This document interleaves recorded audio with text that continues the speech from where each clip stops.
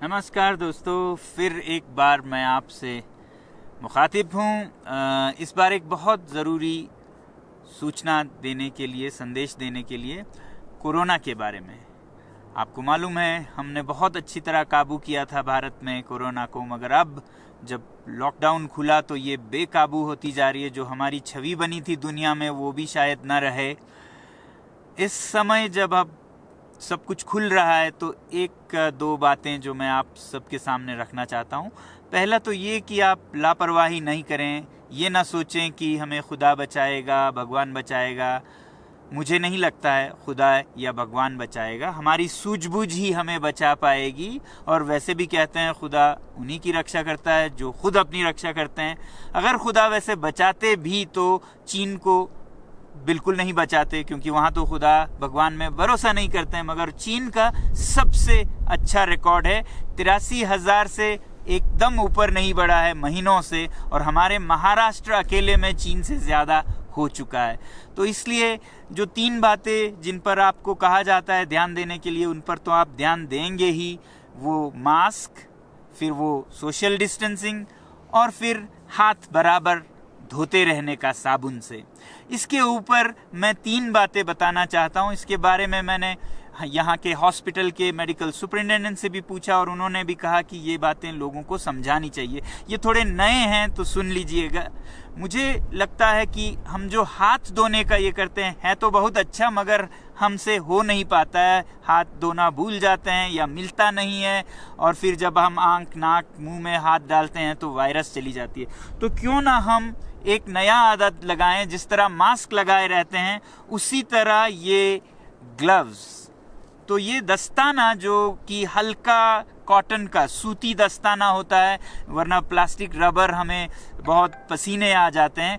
तो ये दस्ताना अगर हम पूरे दिन जब आप बाहर जाएं लगाए रहें तो कोई चांस नहीं है कि आप इसको नाक मुंह में डालें, क्योंकि ऐसा करते नहीं है और वायरस इस पे होगा। आप खोल के खाना खाने के लिए या जब भी खोल सकते हैं, वरना ये लगाए रहें तो इससे साफ रह सकता है हमारे हाथ।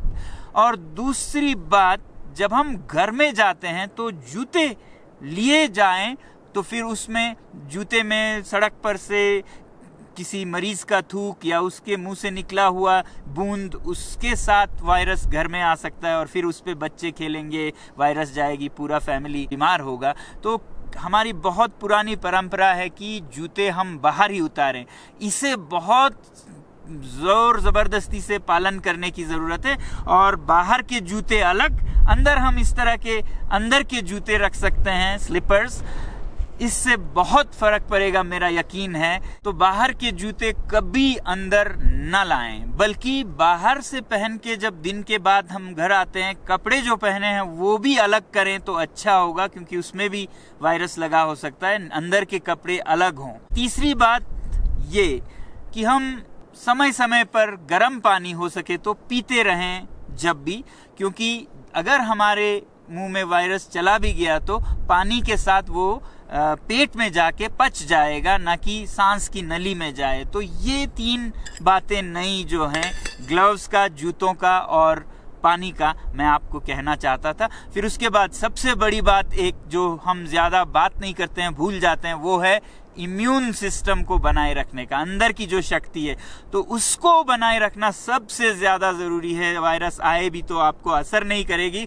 उसके लिए आपको लेना है पौष्टिक आहार, संतुलित भोजन, और फिर विटामिन सी जो कि नींबू, संतरे, हरी मिर्च में आती है, और उसे लेते रहिएगा और व्यायाम करते रहिएगा, 8 घंटे सोते रहिएगा, तो आपकी इम्यूनिटी इतनी अच्छी होगी कि वायरस आए भी तो आपको असर नहीं करेगी।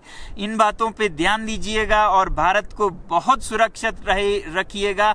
आप सब हैं भारत के सिपाही। अगर सिपाही सब बीमार हो तो हम कैसे भिड़ेंगे किसी और देश से, जहां वो अपना ख्याल पूरी तरह रख रहे हैं और सब स्वस्थ हैं। तो इस देश में भी सब सैनिक स्वस्थ हों। जय हिंद।